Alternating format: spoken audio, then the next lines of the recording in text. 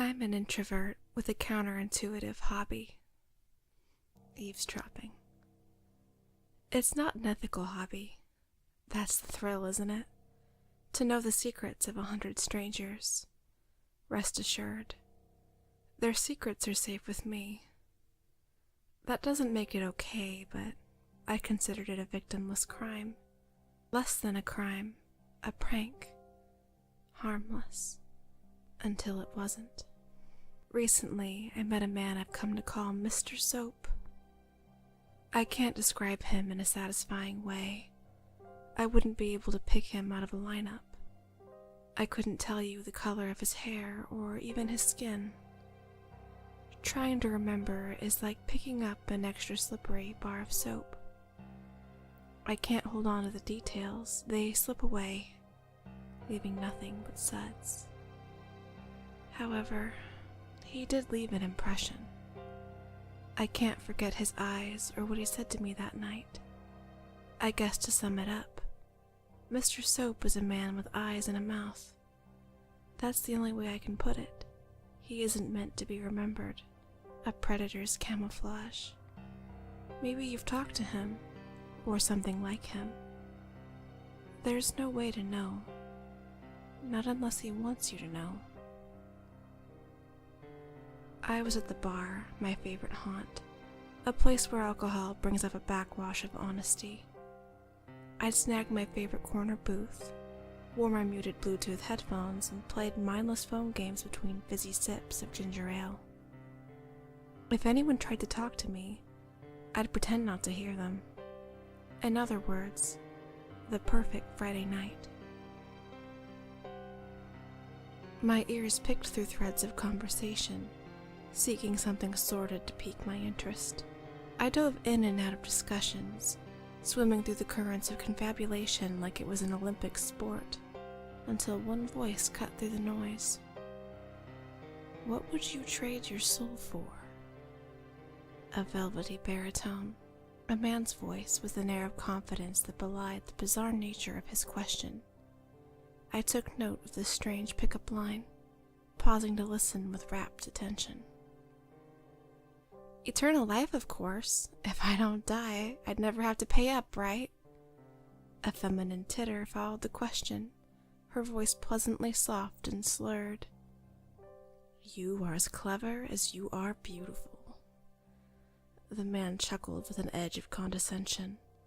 Surprised, I glanced over, nearly dropping my ginger ale when I met his waiting gaze. The man's eyes seemed to smile, though his mouth was an impassive line. The woman he'd been flirting with left without a word, smiling with a glass in hand to rejoin a group of giggling young women. A swing and a miss? I quickly looked away, pretending to be preoccupied by my phone. I hated being noticed. I preferred to be a fly on the wall, at most an extra, background of the drama that played around me. Once again, I began sifting through the conversations, but I was pulled back by that same voice from before. What would you trade your soul for? My head swiveled in the direction of his voice, this time the man, Mr. Soap, who was not at the bar but leaning with his elbows on a table, speaking to a muscular man who had lost his shirt and stared, glassy-eyed, at the table. I want to be rich and famous, the shirtless man said, not looking up. Classic. No one ever wants that. His sarcasm was obvious, but Mr. Soap's eyes still hadn't left mine. I watched, transfixed, as he scribbled something down in a notebook I hadn't noticed before. There was no point in pretending I hadn't been listening in. I was thoroughly unnerved. I tried to flag the server for the check, but she didn't notice, walking right by. Compelled by a nervous impulse, I looked back at Mr. Soap. He was closer than before, yet no more distinct. I realized with a start that each time I looked, he was one table closer, closing the distance between us. We were separated by one table, locked in a staring contest. I never saw him blink. In fact, his eyes, whatever color they were, had no reflective qualities. The light did not catch in his irises or have the same glossy, wet quality as eyes do. His dilated pupils were a dull darkness, one that couldn't be explained by a need for eye drops. My line of sight was broken by the server, who took the seat across from him, not seeming to notice that the table was already occupied by some indistinct demon. I could not see his face, but I still heard him ask that very same question. What would you trade your soul for? There are some things you know without being told. What I knew in that moment was that I couldn't let that man reach my table. I fumbled for my purse, fishing out a few bills to leave on the table. If I hadn't had cash, I would have tried to dine and dash.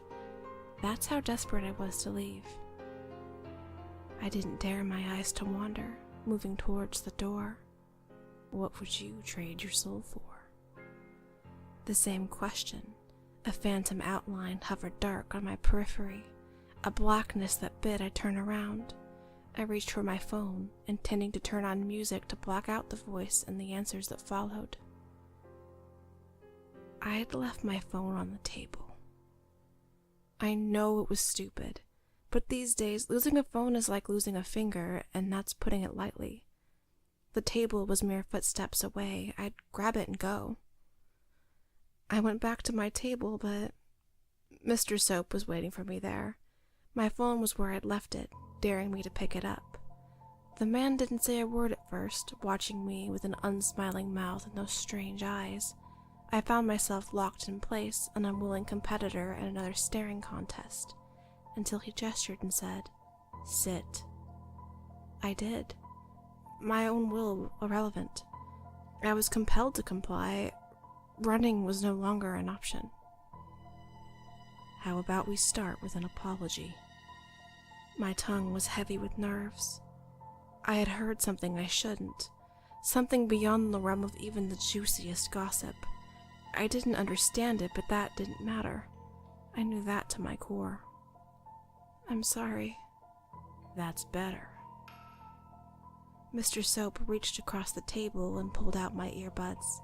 They came out with an uncomfortable pop that had me reaching up to rub my ears. It was clear the conversation was far from over. Before I could think better of it, I asked, "Aren't you going to ask me?" "Ask you what?" "What I would trade my soul for."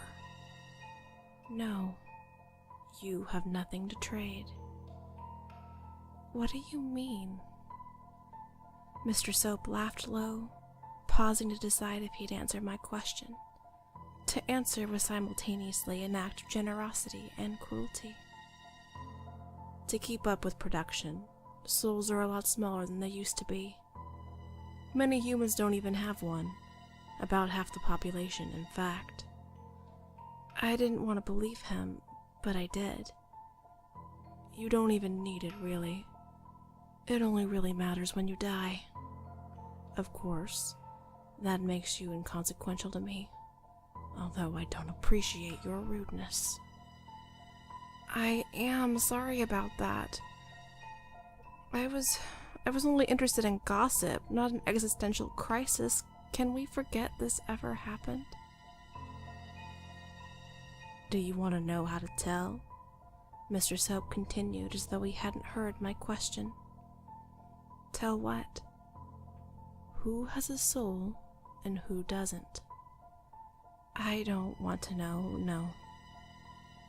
You've crossed the line already. I'll tell you anyway. It's nice to have a real conversation for once, however one-sided it might be. Your kind are never much for conversation. My kind? Introverts. The soulless. Introverts? Is that really the distinction? It's the most common symptom, which makes my job easier. Your job of trading for souls? That earned a laugh, and he shook his head. No, that's above my pay grade. I'm just a scout looking for leads. I find the better-sized souls, see what sort of trades would interest them, then give the leads to someone in sales, so to speak. What are you? You've already guessed the answer to that. I'm what the religious would call a demon. My disguise isn't perfect, but you wouldn't be able to spot someone from a higher order. Your eyes. I live in a very dry climate, as you might imagine. I leaned back in the booth, closing my eyes and mashing my fingers into my temple. A headache had already formed, and bile threatened to bubble up with every exhalation. What's going to happen to me? When you die, or right now? I was speechless at the question, and honestly too terrified to know the answer to either. However, at least I could infer from his reply, I wasn't going to die, not right then. You will be punished, of course, but when you die, you will rot in the ground. That's about it, or you'll be ash, depending on your arrangements. I tried to swallow the lump in my throat. I was regretting everything, but regret was not a time machine.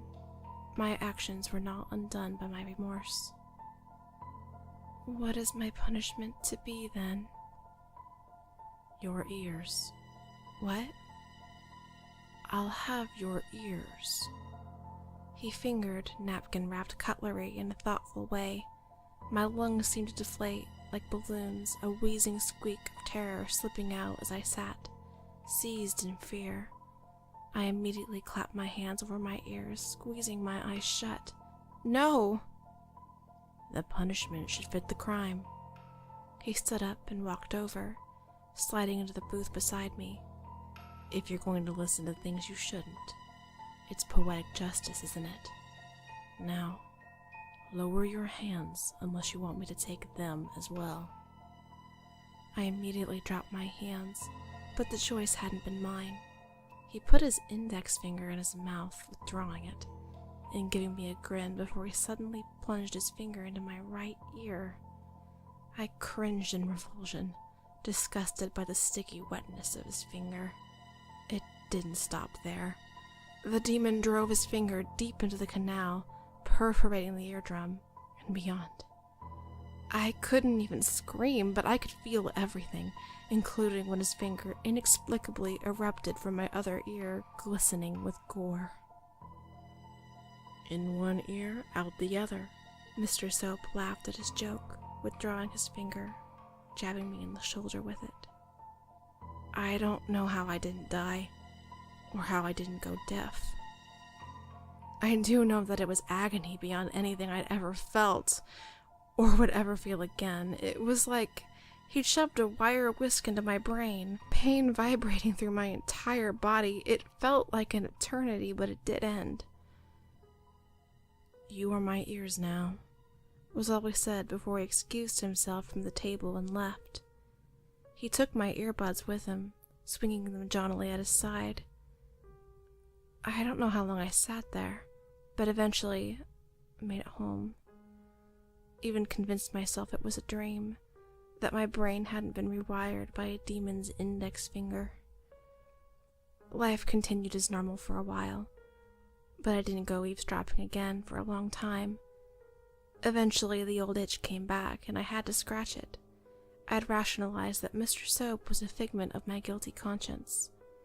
When you do something you know is bad, it's bound to manifest as a guilty nightmare now and then, right? Wrong. Same bar, same booth, same hobby, and a gnawing tension competing with denial. I closed my eyes and sorted through the clouds of conversation for a gem, when I heard a voice whisper against my ear. Go ask them. I could feel his breath, hot yet dry as his eyes had been, when I swiveled my head to see. Mr. Soap was not sitting next to me. I let out a sigh of relief and sagged back into my seat, but my relief was short-lived. You're my ears, my dear, or have you forgotten? The women you were just listening to. Go ask them. I found myself standing, walking on stiff legs to a cluster of middle-aged women at the bar. You can probably guess what I asked. What would you trade your soul for?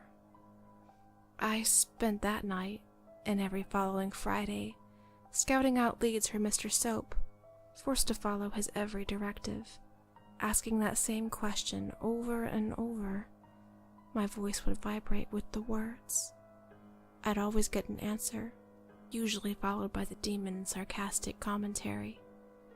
His punishment was a life sentence. I'll always have his voice in my ear. But it didn't end there. He sent me a gift for my hard work. One day, I found a square cardboard box sitting on my porch. Scribbled in black Sharpie were the words, "Soul, choose wisely." I'm confronted with the choice. Do I open the box and gain a soul so I can have an afterlife, or do I keep it closed, knowing there's no life after death if I don't? I haven't opened it. I can't imagine heaven awaits a demon's accomplice, unwilling or otherwise. If I'm being honest, that's not even the main deterrent. The box collects dust on my bookshelf because I don't want to be asked, what would you trade your soul for?